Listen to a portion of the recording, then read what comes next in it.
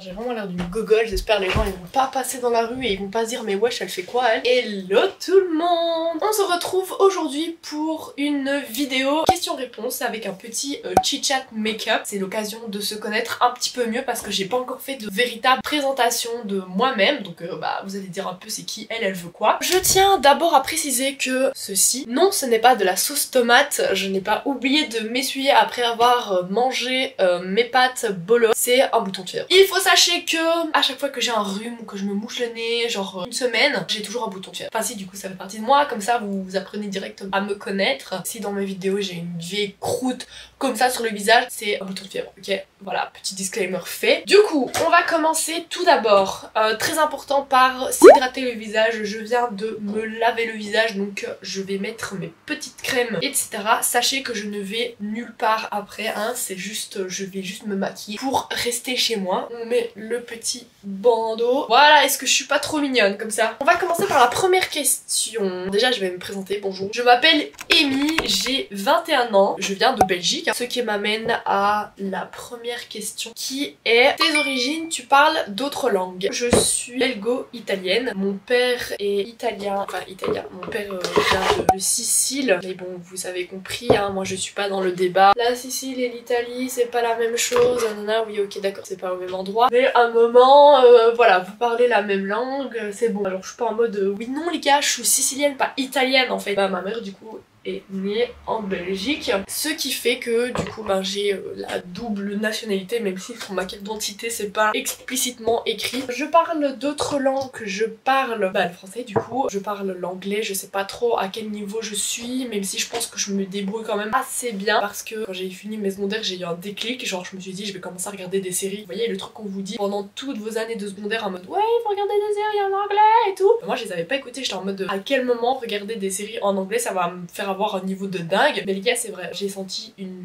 nette différence entre avant et maintenant, genre vraiment il y a une grosse différence. Enfin je parle italien aussi, en vrai c'est même pas mon père qui m'a appris, genre c'est pas de l'italien familial on va dire, c'est vraiment un truc que j'ai choisi d'apprendre à l'école parce que dans mon école il y avait l'option italien et du coup j'ai choisi italien vu que voilà j'avais des racines de par là. Je parle pas néerlandais et tout parce que c'est vraiment une langue qui m'a jamais attirée. Je connais quelques petits mots d'espagnol mais genre vraiment vite fait parce que il y a quelques ressemblances avec l'italien. Voilà, genre si un espagnol vient et commence à me parler, je comprendrais pas, tu vois. Quelque chose que je regrette beaucoup, c'est de pas avoir parlé plus italien quand j'étais petite. Mais bon, voilà, quand mon père il me sortait des mots en italien, j'étais en mode je sais pas. Et genre je voulais pas parler parce que ça me rendait timide de fou, parce que j'avais peur de faire des erreurs et tout. Du coup, j'ai jamais parlé quand j'étais petite. Bon, c'est fini pour les crèmes, les soins et tout. J'aime pas garder ce truc quand je me maquille parce que ça me compresse. Voilà, ça me compresse. Question suivante. Comment est-ce que tu te sens en ce moment? Les cours et tout ça va? Alors écoutez, pour le moment là maintenant je me sens très bien. Sinon au niveau des cours, écoutez, il y a que 2 jours où je vais à l'école en fait, donc en vrai j'ai pas un cursus trop compliqué. Ça va, mais il faut encore que j'aille en cours parce que ça je vous avoue que c'est pas le plus facile pour moi ces derniers temps. On va dire que ma relation avec l'université est pas ouf. Je déserte l'université, voilà. Ce qui m'amène du coup à la prochaine question qui est tu fais quoi comme études, ça te plaît? Je suis en langue et lettres romanes, donc celles et ceux qui ne savent pas ce que c'est parce que ce n'est pas un style d'études très connu, c'est tout ce qui est en rapport avec les lettres, la littérature, la linguistique, le français. Voilà, on va dire que le débouché de base c'est pour être prof de français, mais voilà il y a plein d'autres débouchés. Nous c'est parce que c'est le plus gros qu'on connaît et dont on parle le plus souvent, mais sinon il y a aussi métier du livre, voilà, travailler dans une bibliothèque. Je pense que ça peut t'ouvrir plein d'autres portes, mais voilà moi c'est les seuls débouchés que je connais. Après désolée, peut-être je minimalise un petit peu. De base c'est pour être prof de français. Je suis en 3e bac, c'est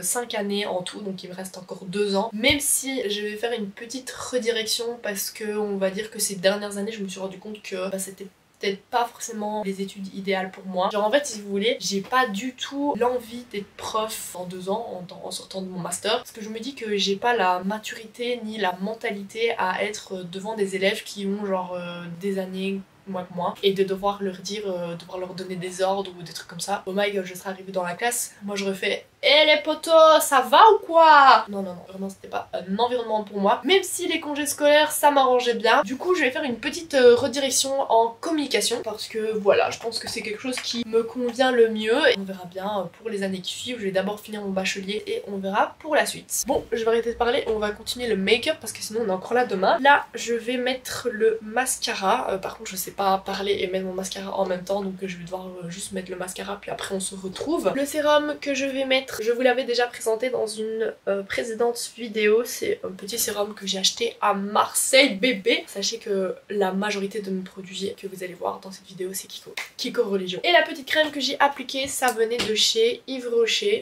Donc mon mascara, bon bah, est-ce que j'ai besoin de vous dire d'où ça vient? Kiko, c'est le Extra Sculpt de Kiko. C'est vraiment un de mes mascaras préférés. Genre vraiment à chaque fois qu'il y a une offre, j'en achète 10. En attendant que ça sèche un petit peu, je vais répondre à une autre question. Tu fais quoi comme sport? Alors, sachez que c'est une grande fierté, mais je fais partie de l'équipe universitaire de Pom Pom Girl. Maintenant ça fait 2 ans, donc j'ai commencé l'année dernière et j'ai continué du coup cette année. C'est une nouveauté en fait de l'année dernière et je cherchais un petit peu à recommencer le sport parce que j'avais arrêté pendant un certain temps et je me suis dit mais pourquoi pas, genre vraiment le cheerleading ça peut être trop stylé parce que nous on a vraiment la vision des Pom Pom Girl aux États-Unis et je me suis dit mais en fait je veux être cette fille. Après je vous avoue que en Belgique c'est pas le même décor, pas la même langue, voilà, il y a plein de trucs qui sont pas les mêmes, mais sinon le sport en soi c'est exactement la même chose. C'est juste que bah nous forcément on a commencé l'année dernière donc on n'a pas le niveau de la Team Belgium par exemple. Je suis trop contente, j'ai rencontré trop de belles personnes, on a fait de superbes activités. Sachez que j'ai eu une vie plutôt zigzagueuse dans les sports, j'arrive pas à faire les deux en même temps, c'est fou. Je vais mettre mon mascara puis après on continue, ok?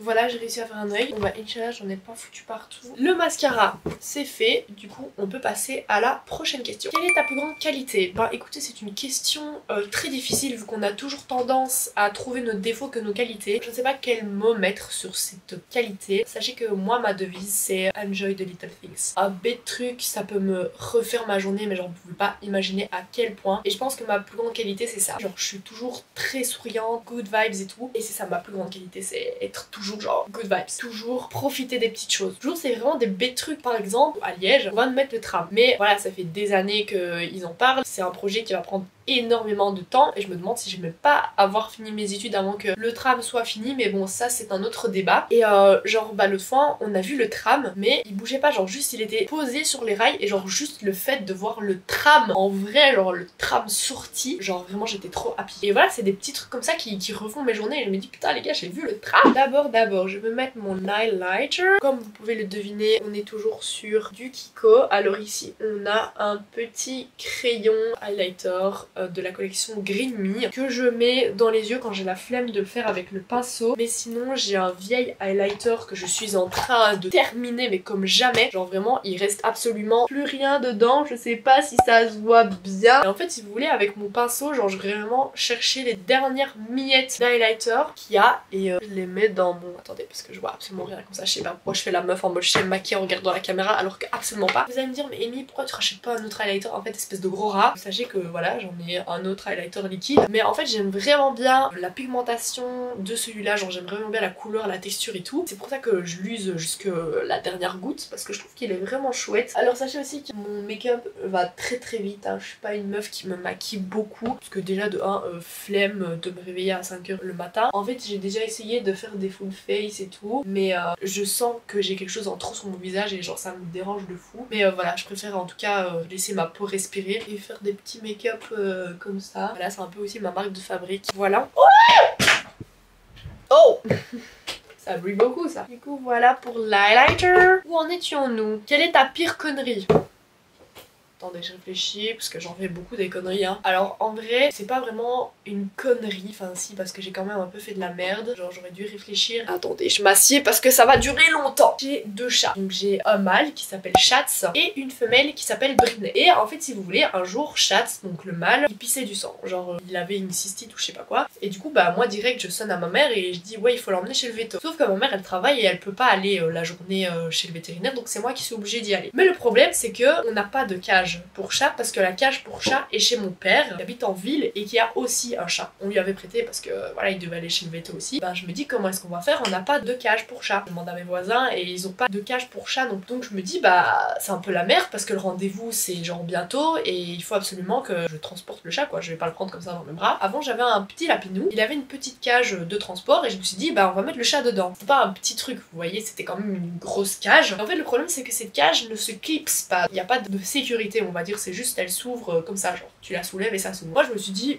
on va faire quoi? On va mettre le chat dans la voiture, de la voiture on va le sortir chez le vétérinaire. Donc tranquille, est-ce que vous sentez la couille arriver ou pas? Donc on arrive devant chez le vétérinaire, la cage elle était quand même très encombrante, genre c'était pas un truc léger, bah déjà parce qu'il y a le chat dedans, mais en plus la cage elle pesait quand même son poids parce que c'était du fer. Je dépose la cage par terre et là il y a le chat qui commence à s'agiter et tout, je me dis il s'agite, mais vous savez un chat quand c'est stressé, genre ça peut être très violent et très puissant. Et je sais pas comment il a fait mais il a ouvert la cage, mais le problème c'est que le veto c'est sur une grande route, donc je vois le chat qui détale dans un sens et puis il fait demi-tour et il détale dans l'autre sens et genre il court, mais il va dans un cul-de-sac, mais genre vraiment à genre 100 mètres du vétérinaire et je me dis putain comment est-ce que je vais retrouver le chat? Moi je crie d'office, il y a la VT qui ouvre la porte, elle dit le chat il s'est barré, je fais oui. Donc sachez que ce chat là c'est genre le bébé de ma mère, genre vraiment c'est la prunelle de ses yeux. Donc moi j'osais tellement pas lui sonner et lui dire maman j'ai perdu ton chat, parce que elle m'appelle en plus pour savoir le résultat du vétérinaire pour voir il a quoi son chat. Je lui ai jamais répondu, j'avais pas les couilles de décrocher et de dire oui maman on a perdu le chat, parce qu'évidemment j'étais au bout de ma vie. Je me suis dit on va jamais retrouver ce putain de chat qui a été se cacher dans un fucking buisson.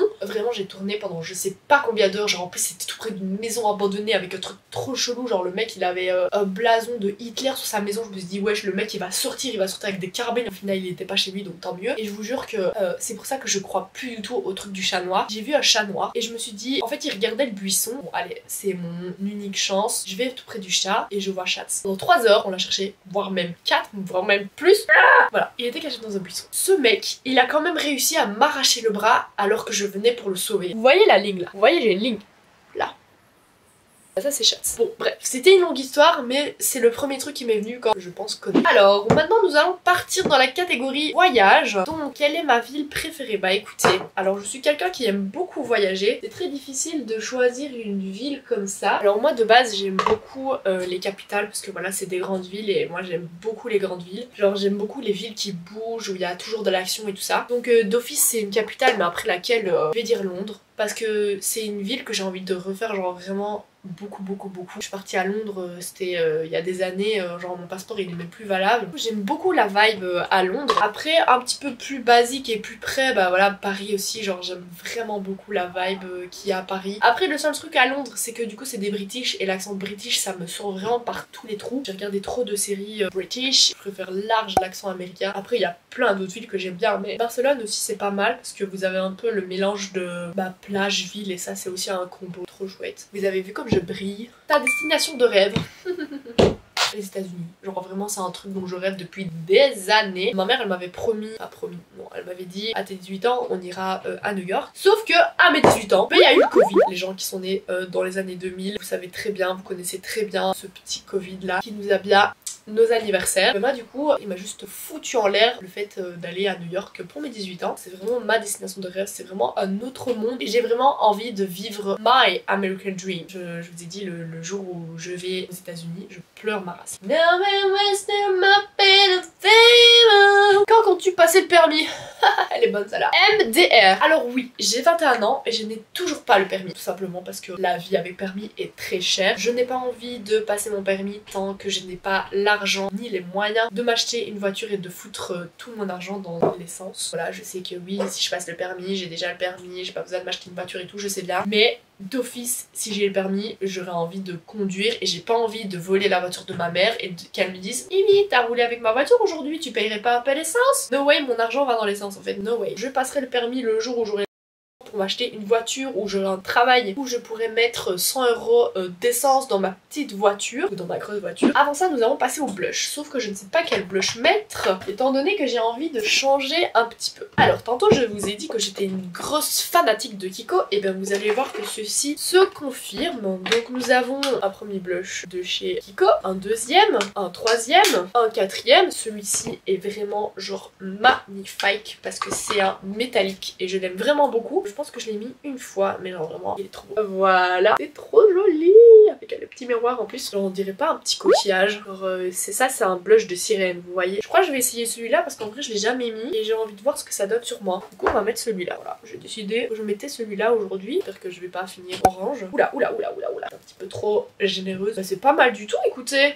Il est un petit peu brillant, ça j'aime beaucoup. Du coup voilà, pour le blush il est très joli. En fait c'est beaucoup des trucs que je reçois dans les calendriers de l'Avent. Voilà, ça c'est des trucs pour quand tu transpires sa mère, pour essuyer un petit peu ta graisse sur ton visage. Ça c'est des limes à ongles. Je vais vous montrer ma petite collection que j'ai. Putain on sent vraiment, on en a rien à foutre de base. On vient pour regarder une vidéo de toi qui se présente et toi tu vas nous montrer tes calendriers de l'Avent. Mais bon c'est pas grave, vous êtes là pour ça n'est-ce pas? Voilà, ça c'est ma collection Kiko. Donc on a 4 calendriers de l'Avent avec des sacs que je trouvais genre super jolis et que j'ai gardé, et à l'intérieur vous allez me prendre pour une grosse psychopathe mais je garde les packaging en fait parce que je trouve qu'ils sont super beaux, et après j'en fais des trucs DIY. Voilà, je fais des petits trucs comme ça, vous voyez que je mets dans un cadre, j'ai mis plein d'un petit packaging comme ça.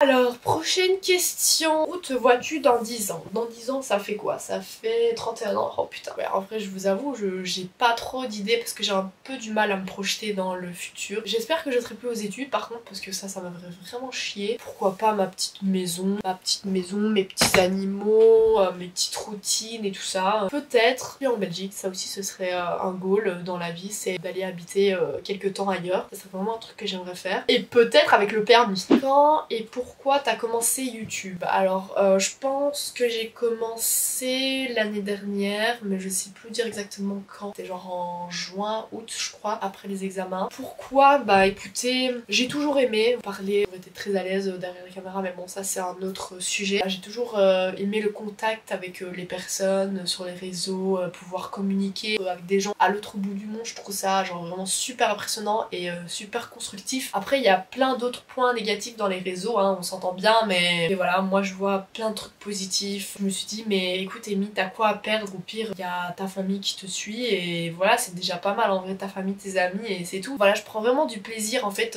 à filmer, et même le après, le montage, poster et tout, c'est vraiment un truc que je kiffe beaucoup, genre chipoter sur mon logiciel de montage, découvrir des trucs, enfin voilà, c'est vraiment un univers je trouve qui peut me permettre de développer ma créativité au maximum. Je suis une personne très créative donc j'aime beaucoup développer ce côté de ma personnalité. Je trouve que YouTube c'est un bon moyen de développer tout ça et d'apprendre plein de choses. Bah voilà, but principal c'est créative et pouvoir échanger avec plein de gens. D'où vient ta passion pour la vidéo? Bah du coup je pense que j'ai un petit peu déjà répondu. D'où vient ma passion? Bah parce que voilà, depuis tout petite j'ai toujours été très vive pour les caméras. Vive pour les caméras mais positive. C'est vraiment vivre pour les caméras mais avec un but de pouvoir aider la personne qui est derrière la caméra, de pouvoir partager, échanger tout le temps. C'est vraiment le partage, la communication, c'est vraiment plein de trucs mélangés sur une petite application qui tient dans un tout petit truc comme ça, et je trouve ça vraiment exceptionnel. On va mettre un petit peu de rouge à lèvres, non? Alors sachez que j'ai aussi une grande passion pour les rouges à lèvres. Je vais vous les présenter. Et de 1, et de 2, et de 3. Et il y a encore tous les liquides qui sont en bas dans la salle de bain. Anyways, aujourd'hui j'ai envie de partir sur une texture crémeuse, voire pourquoi pas peut-être un petit peu shiny. Soit on part sur le petit L'Oréal ou alors je pars sur un Kiko. En vrai je pense que je vais mettre celui-là parce qu'on va un petit peu rester dans la continuité Kiko. As-tu déjà pensé à participer au concours de Miss Belgique? Ça pourrait ouvrir des portes mode. Alors oui, j'y ai déjà pensé, mais le truc que j'aime pas dans tous les concours Miss Belgique, Miss Liège, Miss Élégance, Miss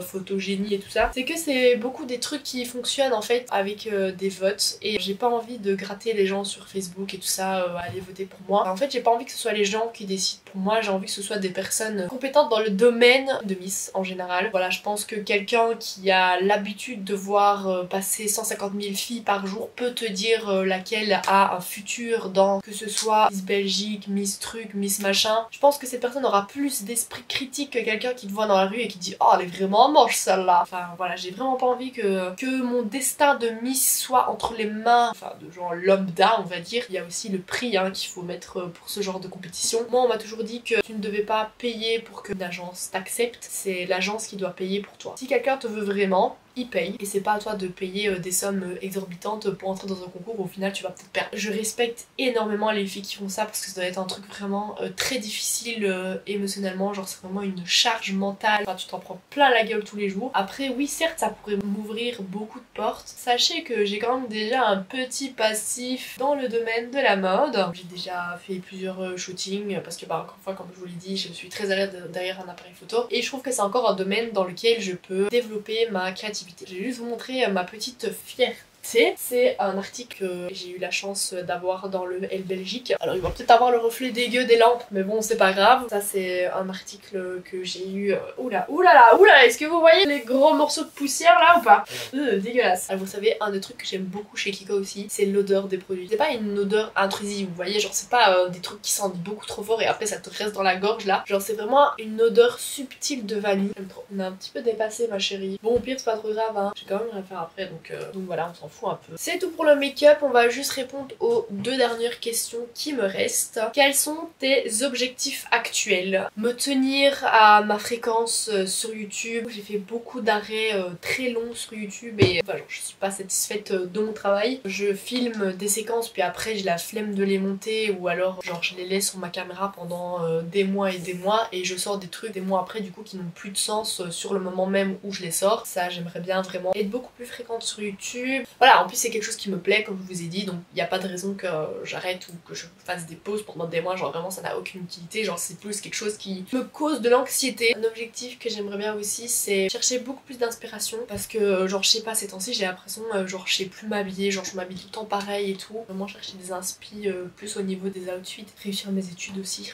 Ce serait pas mal parce que les examens arrivent à grands pas et aussi je pense qu'il faudrait que je me mette plus activement au sport. Le sport, YouTube, inspiration. 3 mots qui termineront cette réponse. Et enfin, nous finissons avec des résolutions pour 2024. Là j'ai pas d'idées qui me viennent, même si du coup ça rejoint un petit peu la question d'avant. Toujours YouTube, sport, inspiration et des traits de caractère qu'il faut que je change. Mais bon ça c'est encore une autre histoire. Et voilà. Et aussi pour l'école, travailler, aller à la bibliothèque le plus souvent possible. C'est la fin de cette vidéo, j'espère que ça vous aura plu, que vous avez eu l'occasion d'en connaître et d'en savoir un petit peu plus sur moi. Moi ça me fait plaisir de partager tout ça avec vous et comme ça c'est l'occasion de faire plus ample connaissance. Sur ce, je vous dis à bientôt pour une prochaine vidéo. Je vous fais plein de bisous.